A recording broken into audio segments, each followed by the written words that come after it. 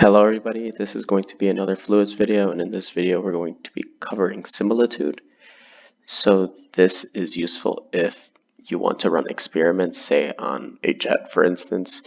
You're not going to be running the experiments on the full-size jet. It would be much more convenient to scale it down and perhaps put it in a wind tunnel to simulate the effects. And this video is going to be going over how are we able to make a model of an actual prototype. Okay, so the general rules for similitude is the model, which remember is being scaled down or up in some cases, but typically scaled down.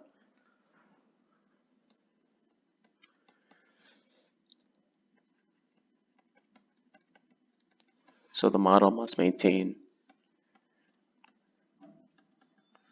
a geometric, kinematic,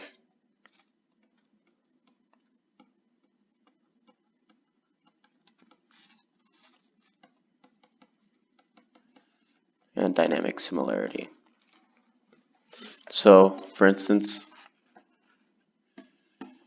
it's not blue.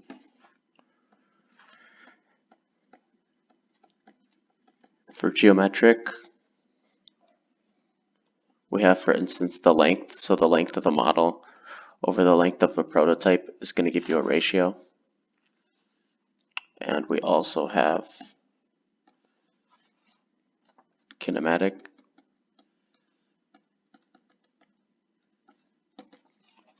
which is the velocity. So if you do put this jet in a wind tunnel, of the model over the velocity of the prototype would give you a fixed ratio. That can also be expressed as the length of the model times the time of the prototype over the length of the prototype times the time of the model.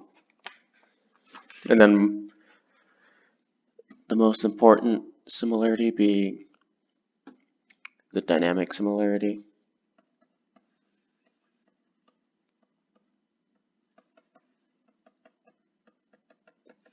Okay, and with these we have a couple of options. So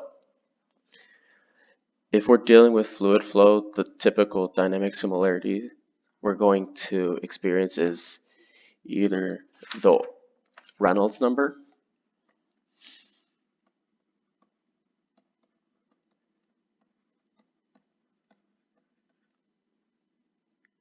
so for instance this is flow around cars, slow flying planes,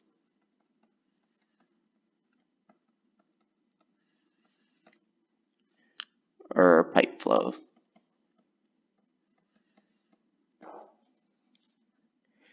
And so what we would do for Reynolds number is you would set the Reynolds number of the model equal to the Reynolds number of the prototype.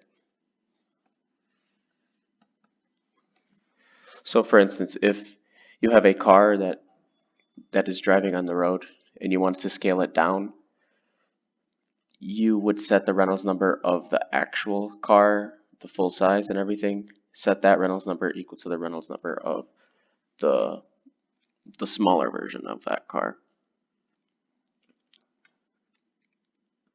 So that's for the Reynolds number.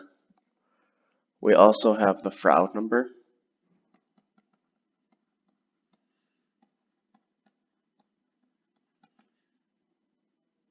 And for instance, this is a open channel flow, such as dams, for instance. And similarly, like the Reynolds number, we would set the Froude number of the model equal to the Froude number of the prototype.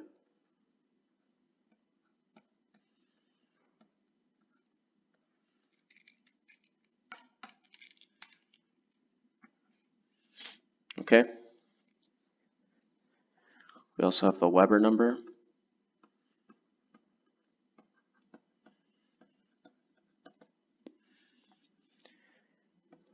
And this is a flow of liquid films.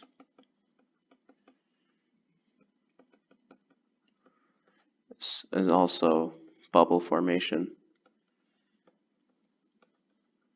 This one isn't that common. The more common ones would be probably the Reynolds number, that's the most common, and the Mach number, which I'll go over later. So the Weber number,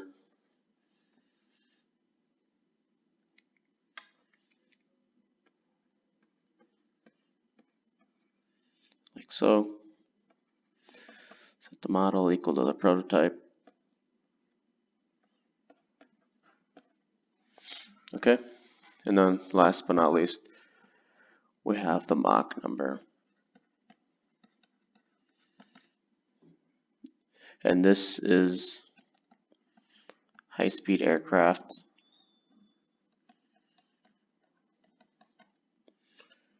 high-speed flow in general. And the Mach number is the velocity over c, where c is the speed of sound.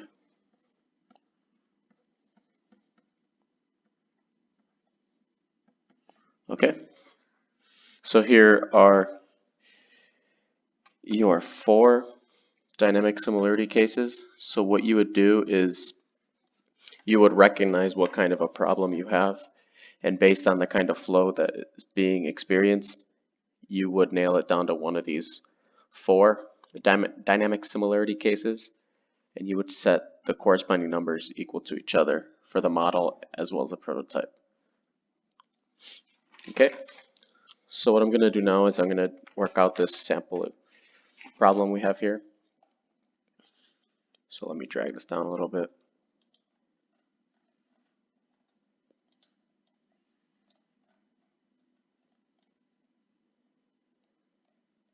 Okay, so now working out this problem here. So I'm just going to read it out loud.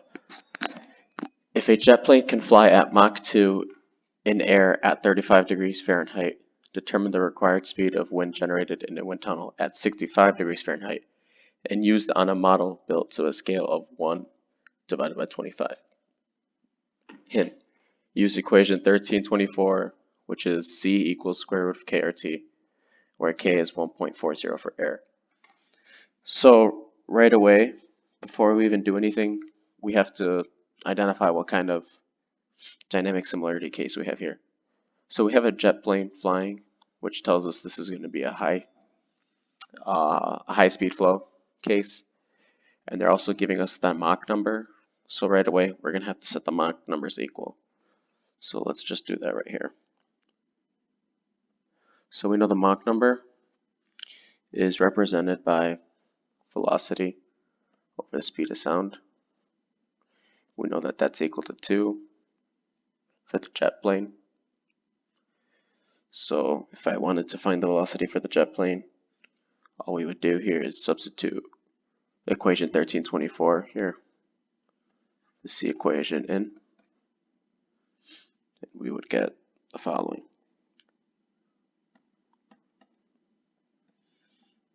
So I'm going to call this actual.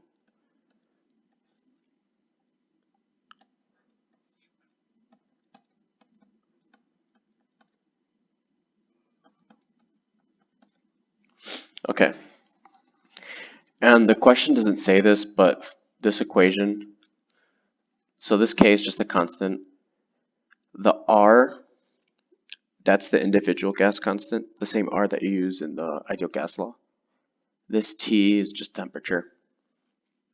So I'm going to put in the numbers here. So K is 1.40. The ideal gas law, this is air, we're assuming. So 1717. Because these units are in imperial units, not the SI units. And then the temperature, so it's 35 degrees Fahrenheit. We have to change that to Rankine. 494.67 Rankine. So if we solve this out, we get that V actual is 2180.91 feet per second. Okay.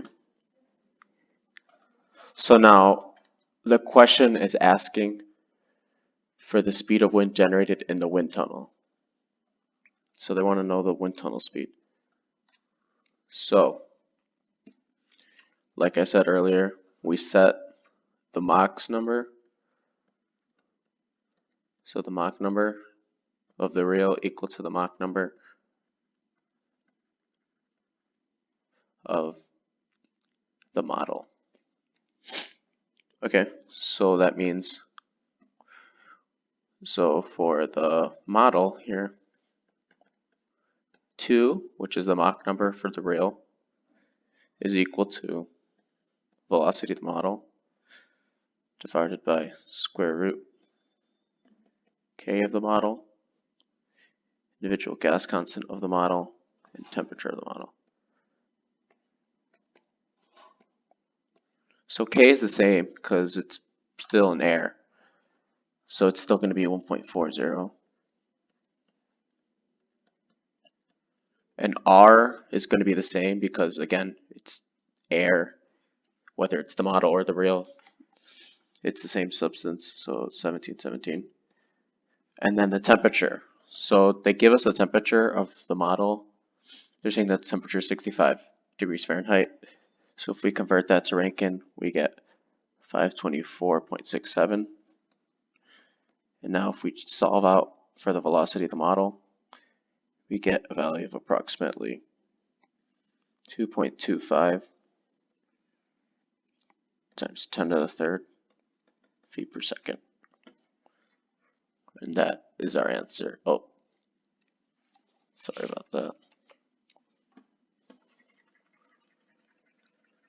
That's our answer right there.